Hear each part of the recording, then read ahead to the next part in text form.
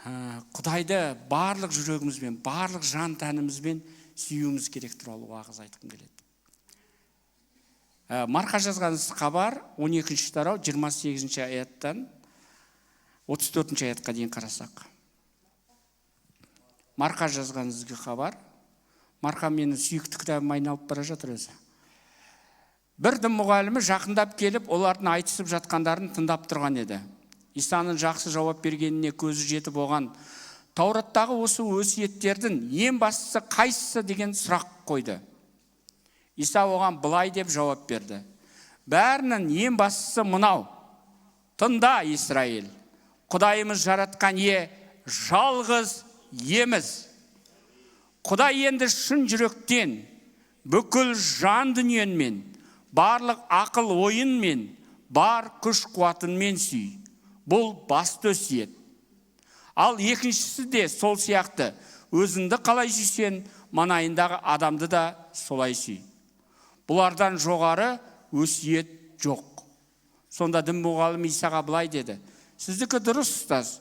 Құдай жалғыз, одан басқа Құдай жоқ деп шындығын айттыңыз. Оны шын жүректен, барлық ақыл оймен, бүкіл жан дүниесімен, бар күш қуатпен сүю, әрі маңайындағы адамды өзіндей сүю, Құдайға арналған құрбандықтар мен басқа да сый тартулардың бәрінен де жоғары. Иса сол дін мұғалімнің парасатты жауап бергенін көргенде оған, Құдай патшалығынан алыс емес екенсің деді. Бұдан кейін Исаға сұрақ қоюға ешкімнің батылы бармады дейді. Негізінде біздің рухани өмірімізді қалай бастағанымыз емес, қалай аяқтағанымыз өте маңызды. Солай ғой. Өйткені егер кітапта қарайтын болсаңыздар, көптеген оқиғалар бар. Жақсы бәрін бастап, бірақ аяғында жақсы емес аяқтағандар. Соның біреуіне біз қазір назар аударайықшы. Ол да Құдайды шын жүрегімен сүйді, бірақ ол Құдайды былайша айтқан кезде жартылай жүрекпен сүйді. Үшінші патшалықтар жазбасы 2-ші тарауды қарайық. Бірінші аяттан бастап қарасақ, мысалы, Дәуіт өзінің көзі жұмар кезінде жақындағанда ұлы Сүлейменге мынандай өсиет айтты. Адам атаулы іспетті, мен де бұл неден өтпекшімін. Ал сен күшті де батыл ер азамат бол. Қайда барсан да не істесең де табысты болуын үшін Құдайын жаратқан иенің өзіне тапсырған міндетін орындайтын бол. Оның Мұса арқылы берген Таурат заңында жазылған барлық ережелер мен өсиеттердің шешімдері мен бұйрықтарын бұлжытпай орындап, оның ізгі жолымен жүретін бол. Сонда ғана жаратқан ие маған берген мына уәдесін орындайтын болады. Егер сенің ұрпақтарың ізгі жолымен жүруге мұқият болып, менің көз алдымда шын жүректен адал өмір сүрсе, онда әрдайым сенің ұрпақтарының біреуі Исраилдің патшалық тағында отыратын болады. Яғни Дәуіт Сүлейменге айтып кетті. Құдайға барлық ойымен, барлық жан тәніммен, барлық жүрегіммен Құдайды сүй. Барлық. Ал Сүлеймен істеді. 3-ші тарауды қарайық. 3-ші тарау, сол 3-ші патшалық, 3-ші тарау, 3-ші аятты қарайық. Сүлеймен жаратқан иені шын жүректен сүйіп, әкесі Дәуіт қалдырып кеткен ережелеріне бағынғанмен, ол да биіктеу жерлердегі табыну орындарында құрбандық шалып, хош иісті заттарды түтететін дейді. Бағынғанмен, өсиеттерді орындауға бағынғанмен, тағы да қосымша не істейді? Құрбандықтар, биіктеу жерлерде құрбандықтар шалатын дейді. Жартылай жүрек, былайша айтқан кезде, оның деген уағыздарын қарасаңыздар, мысалы, Сүлейменнен өткен дана адам жоқ қой. Өте дана, даналық. Бірақ көріп отырмыз, даналық та Құдайға деген толығымен берілуге бізге көмегін көрсетпейді екен. Қаншалықты ол даналық болсын, Енді қараңыздар, Сүлеймен пайғамбар не істеді? 11-ші тарауды қарайық. 1-ші аяттан. Алайда Сүлеймен көптеген шетелдік әйелдерге ғашық болды. Перғауынның қызынан басқа, оны Моабтық, Аммондық, Эдомдық, Сидондық, Хеттік әйелдері де болды. Жаратқан ие жалған тәңірлерге табынатын осы халықтар туралы олармен араласып, қыз алысып, қыз берісуші болмаңдар. Әйтпесе олар сендердің жүректеріңді өздерінің тәңірлеріне бұрып әкетулері сөзсіз деп Израильдерге ескерткен еді. Бірақ та Сүлеймен сол жат жұрттық әйелдерге ғашық болып жабыса қалуын қоймады. Жалпы Сүлейменнің патша тұқымынан шыққан 700 жұбайы және тағы 300 кәнизагы болды. Мына әйел болып тұр ғой, Олар оны тура жолдан тайдырып, әкетіп, адастырды. Себебі қартайған шағында әйелдері Сүлейменнің жүрегін бөтен тәңірлерге бұрып әкетті. Осылайша оның жүрегі әкесі Дәуіттің Құдай иесіне толықтай бағышталған жүрегі сияқты болмады. Қайта Сүлеймен Сидондықтардың табынатын әйел тәңірі Астартаға және Аммондықтардың жиренішті тәңірі Молохқа құлшылық ете бастады. Мұнысымен Сүлеймен жаратқан еге жек көрінішті іс істеп, жаратқан иенің жолымен адал жүрген әкесі Дәуіт сияқты болмады. Сіздер білесіздер ме, патшалықтар кітабында әрқашанда Дәуітпен салыстырады, ұрпағы несін қарайтын болса, ата бабасы Дәуіт сияқты болмады дейді. Өйткені Дәуіт ол деген стандарт сияқты. Сол кездегі, стандарт, Өйткені Дәуіт сияқты Құдайға толығымен сенеді, бірақ аяғы жақсы болмай қалады. Езекия пайғамбар, ол да қатты Құдайға толығымен басын күшті жасады, реформа жасады, көп нәрсе істеді, бірақ аяғы қалай болды.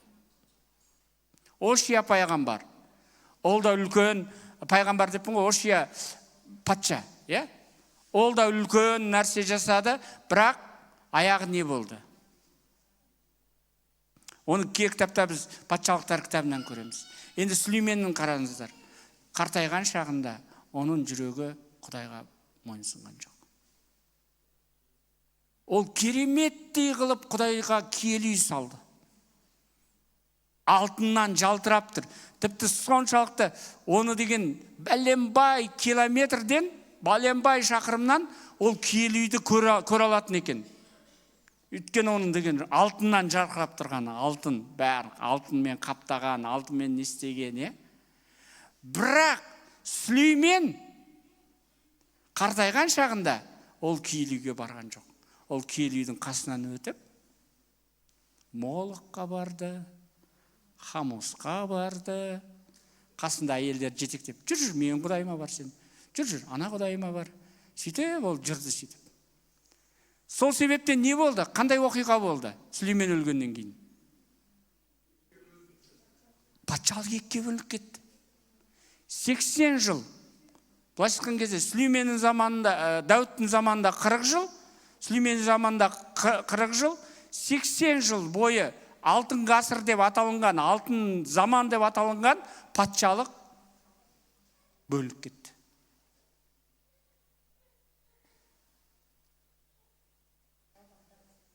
Енді қараңыздар, соншалықты Құдаймен қарым-қатынаста болған Сүлеймен, ең ақыр аяғында ол Құдайға табынбай кетті, сыйынбай кетті, басқа құдайларға табынып кетті. Осы жерден біз қандай сабақ ала аламыз?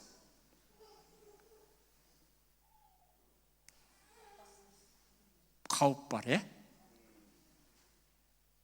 Егер біз Сүлеймен не үшін Молохқа, Хамосқа, басқаларға табына бастады деп ойлайсыздар?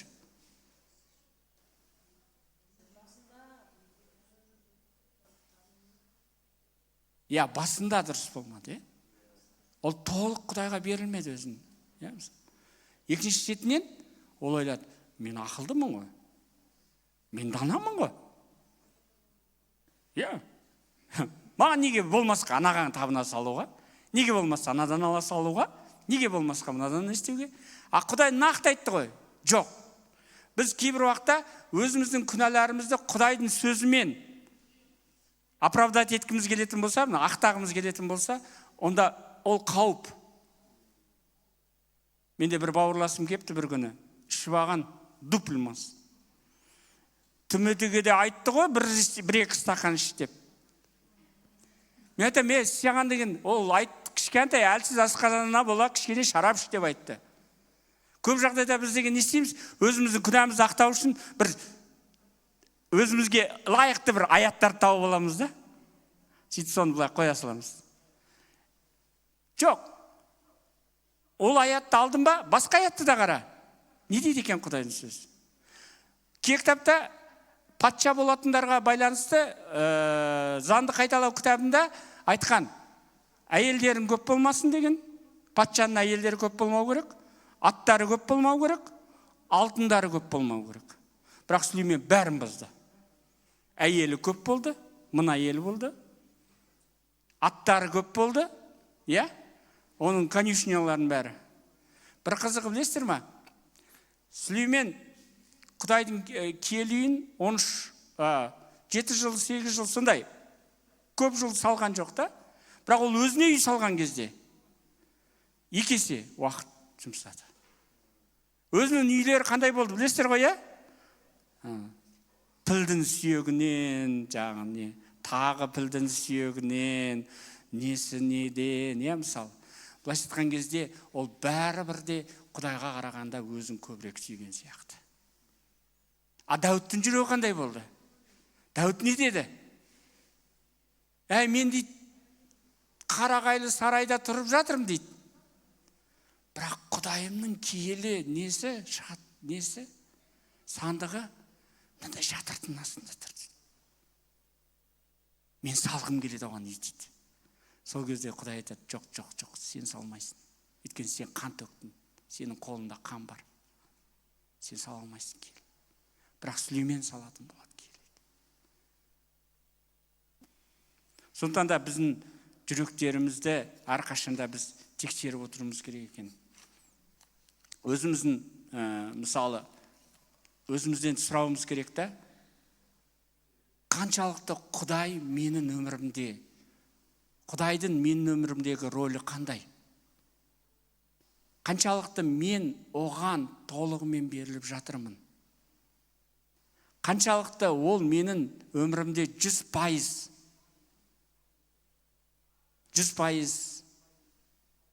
әлде қанша пайыз орын беріп жатырмыз, біз? Өйткені біз рухани кемелділік тек қана Құдаймен қарым-қатынаста ғана өсетін болады. Құдаймен қарым-қатынаста ғана. Қаншалықты біз оны сүйеміз? Біздің термометріміз, біздің неміз, өзіміздің өлшейтін нәрсеміз, ол қаншалықты Құдайды мен сүйемінмен өлшенеді. Қаншалықты мен оған беремінмен емес, қаншалықты мен оған құрбандық жасаймын дегенмен емес, қаншалықты мен Құдайды сүйемін. Өйткені, оқыдық қой, Дәуіт, Иса не деп айтып кетті? Бұл ең басты өсиет деді. Барлық өсиеттерден, барлық заңдардың үстінде тұрған нәрсе, Құдайды барлық ақыл ойымен, барлық жүрегімен, барлық жан тәнімен сүю. Солай ғой,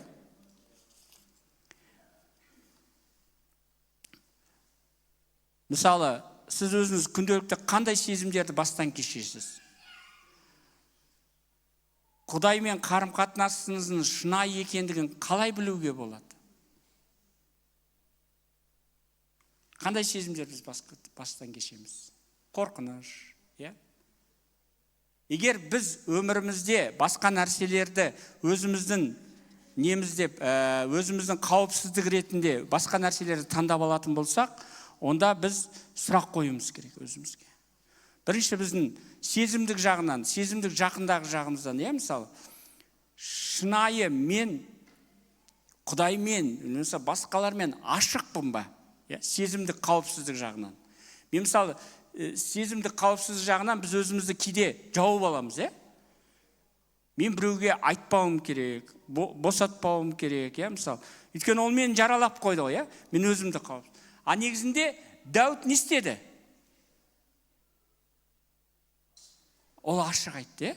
Ол айтты, Құдай, мен саған қарсы күнә жасадым деді. Басқаға емес. Мен Урияға қарсы күнә жасаған жоқпын дейді. Мен саған қарсы күнә жасадым. Саған қарсы істедім. Ол және ол айтады, адамдар, мысалы, адамдар мені деген қалай ойласа да, тіпті ол білесіздер ғой, ана келі сандықты алып келе жатқан кезде биледі ғой алдында. Сол кезде Мелхол айтты ғой, сен деген халықтың алдында масқара болдың. Патша бола тұра биледің деп. Енді сырт керін шешіп тастап, сол кезде айтады, маған бәрібір дейді. Адамдар қалай ойлайды?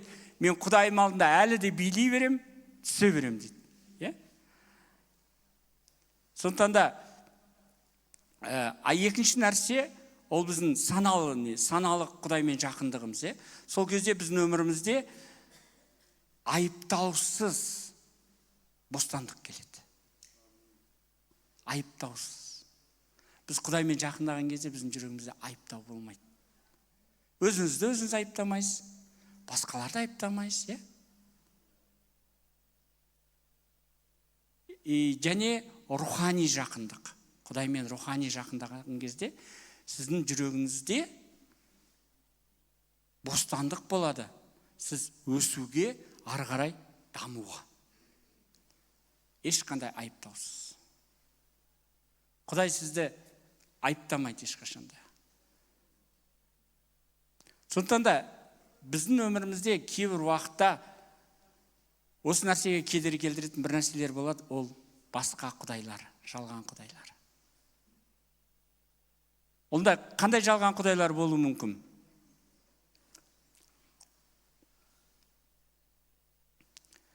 Мысалы, өзімізді тексеріп көрейікші, мысалы, сүйіспеншілікпен. Мынандай сұрақтар қойып қояйық. Сіз Құдай үшін не нәрсені толығымен құрбандық беруге әзірсіз? Толығымен құрбандық беруге әзірсіз ба? Құдай үшін,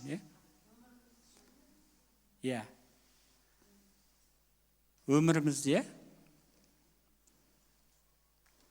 Өйткені біз қаншалықты өзімізді қауіп сезінетін. Мысалы, кейбір адамдар ақшаны өзінің қауіпсіздік орны деп санайды. Өйткені мен ақшам болса, менде банкімде деген миллиондар жатса, мен өзімді өзім қауіпсіз сезінемін. Солай ғой? Егер ақша болатын болса, біздің қауіпсіздік мәселеміз. Онда болса не? Онда біз Құдайға емес, ақшаға. Яғни ол біздің жалған Құдайымыз болып табылады. Көп жағдайда біз ақшамыз бар болса қуанамыз, ақшамыз жоқ болса қабағымыз түйіліп, не болды? Ақша жоқ. Кей кітапта Құдайдың сөзі не деп айтады? Қорамда қой қалмаса да, жүзім ағашы гүлдемесе де, тағы не дейді? Барлық қиындық келсе де мен өміріме, мен Құдайыма шаттанамын, Құдайымды мадақтаймын дейді. Құдай біздің жүректерімізді толтырсын сол нәрсеге. Одан кейінгі екінші нәрсе, бақыттылықпен тексерсек. Сізге бақытты болу үшін не нәрсе жетіспейді?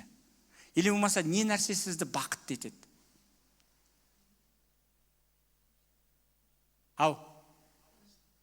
Тыныштық. Сенім.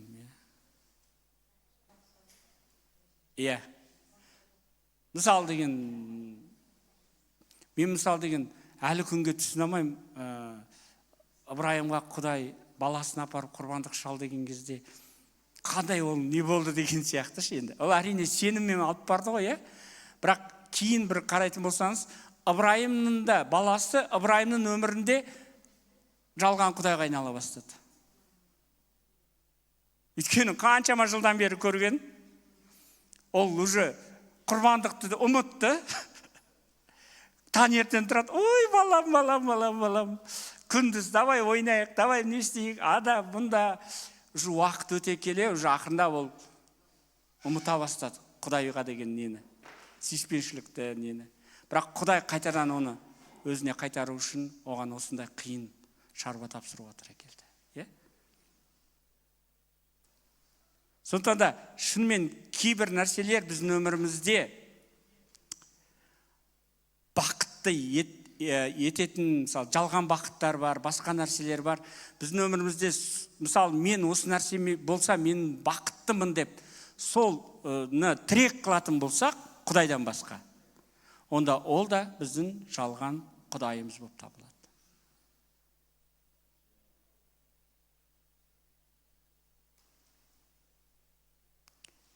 Өзіміздің эмоцияларымыз туралы қарайықшы. Сізді не нәрсе қатты ашуландырады? Не нәрсе сізді сарыуайымға түсіреді? Мен келесі аптада сіздерге дәптер таратып беремін ау деймін. Өйткені біреуіңіздің жазып отқандарыңызды байқап отқан жоқ. Өйткені осы сұрақтарды сіздер жазып алсаңыздар, үйге барған кезде ойланатын едіңіздер. Мен сіздерге тәтті әнші болғым келмейді. Ана Еремия пайғамбар айтады ғой, мен олар үшін тәтті әншімін дейді ғой. Келіп, просто айтып, я бүйту керек, сөйту керек деп. Сіздерге бір жақсы кеңес беру үшін де келгім келмейді. Әрқайсыларыңыздың Исаға деген сүйіспеншілігіңізді оятқымыз келеді. Ал ол үшін біз ойлануымыз керек. Ол үшін біз жазуымыз керек. Өйткені бір сөз бар екен, карандашпен не деген, ол қағаз, ол қатты көмектеседі адамға. Біз сіздер қазір бір сағаттан кейін ұмытып қаласыздар, мына дүниеге кіресіздер да, не айтып еді, бағушы бұғана бір нәрсе деп айтты әйтеуір. Эмоция деді ма, басқа деді ма, білмеймін әйтеуір деп. Өйткені мына дүние бәрібір не істейді ғой. Біз осы дүниелік болғанмен, осы дүниеде жүргенмен, біз осы дүниелік емеспіз ғой. Біздің міне Құралат ете ғана жазып отырмын. Молодец, Құралат ете. Жандарбек жазатын. Что-то Жандарбек ана жаққа кетіп қалды бүгін де қойды. Сондықтан да шынымен айтамын, мен келесі аптада дәптер әкеп қойып қоямын, мына жерде дәптер, ручка. Бір-біреуден аласыздар, жазыңыздар. Шын айтамын. Жоқ, өздеріңізде болады. Өйткені неге?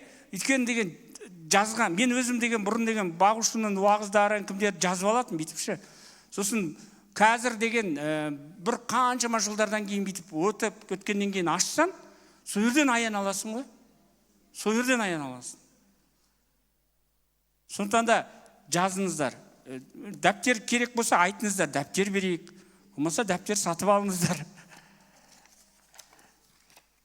Аумин? Онда келесі дәптермен келейік, А кейбір адамдар үшін оның беделі маңызды. Бедел. Сол көп жағдайда біз деген балаларымызға, болмаса басқаларға неге ұрсамыз? Ол дұрыс емес жасаған кезде. Сен менің беделімді құрттың. Сен менің позорымды шығардың. Сен менің бүйтпедің. Егер бедел бірінші орында тұратын болса, мысалы, мен деген бағушы болғандықтан менде қауіпсіздік бар, мен мынандаймын, мен ұйықтаймын, мен мінәжат етпеймін, мен деген жүремін, мен спокойно келемін да уағыз айта саламын деп сөйтіп жүретін болсам, онда ол дұрыс емес. Ол Құдайдың алдында да дұрыс емес. Солай ғой. Наоборот, бағушылар көбірек Құдайды іздеу керек. Көбірек Құдайдың бет жүзін іздеу керек. Иса мысалы өзі деген патшалардың патшасы, тәңірлердің тәңірі бола тұра не істеді ол? Ол таңертең ерте тұрып Құдайдың бет жүзін іздеді. Көп қызметтер болды, қаншама адамдар деген сауық кетті. Ол бәрін тастайды да не істейді? Құдаймен кездесуге кетеді. Сондықтан да біз шынымен бүгін мен сұрақ қойғым келеді барлығы осы қауымға, қуаныш қауымы. Исаны біз сүйеміз ба? Құдайды біз барлық жүрегімізбен, барлық жан тәнімізбен сүйеміз ба?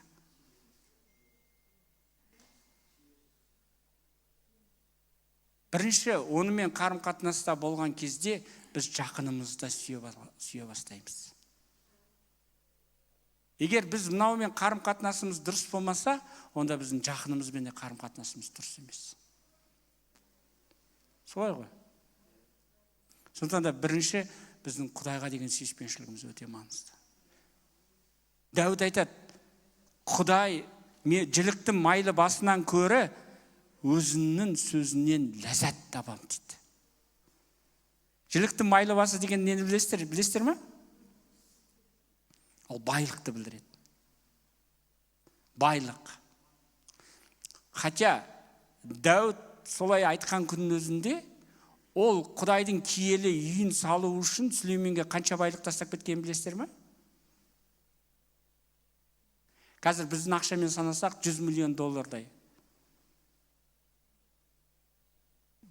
Одан да көп шығар даже. Одан да көп шығар. Талант, алтын таланттар, күміс істер. Ол айтады, мен осыншама ақша жинап қойдым дейді.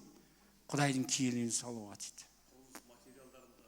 Материалдар да жинаған. Бірақ енді кейін Сүлеймен тағы да алдырды ғой, мысалы.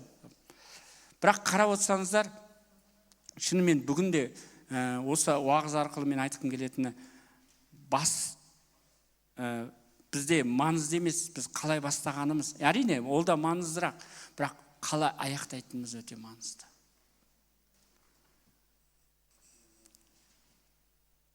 Ешқайсымызда есіктің сыртында қалып,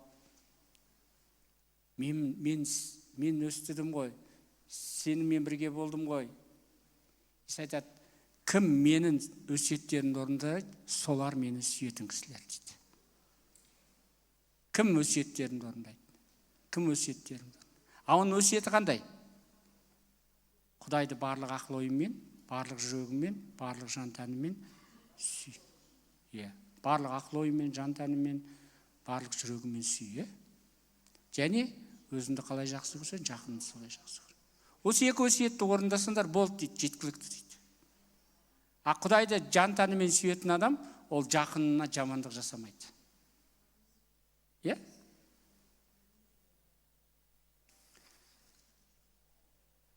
Өйткені Құдайдың сөзінде айтылған,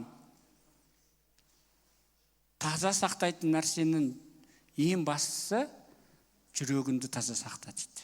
Өйткені ол жерден қайнар көздер ағатын болады.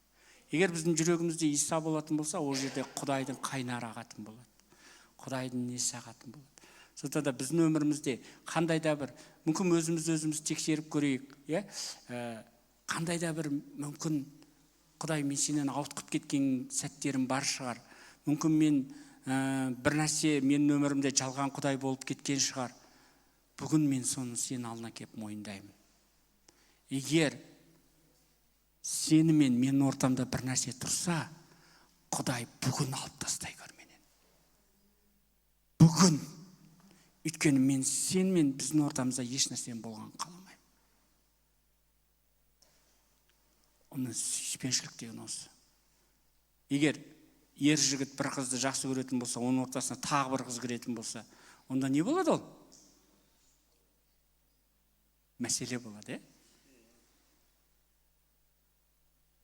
Айгүл, сен Жандарбекпен махаббатын басқа біреумен бөлісесің бе? Өліп қалсаң да бөліспейсің. Солай ғой. Жандарбек жадан демейді.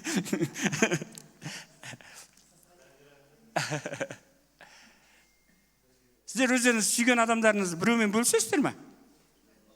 Құдай да сондай. Кітапта айтылған, Құдай қызғаншақ Құдай деген. Ол сендердің жүректерінде сондай қызғанады басқа нәрседен. Егер біз басқа нәрседен, Құдай емес басқа нәрсеге, Құдайдың киелі үйінен былай қарай өтіп, басқа Молыққа, Хамосқа, басқа нәрге табынатын болсақ, онда Құдай қызғаншақ Құдай. Онда ол амалын табады сізді оған өзіне қайтаруға. Қандай жағдаймен ол өзі шешеді. Жолдары бар. Сондықтан да оны қызғандырмай, оған толығымен берілейік. Саған табынам,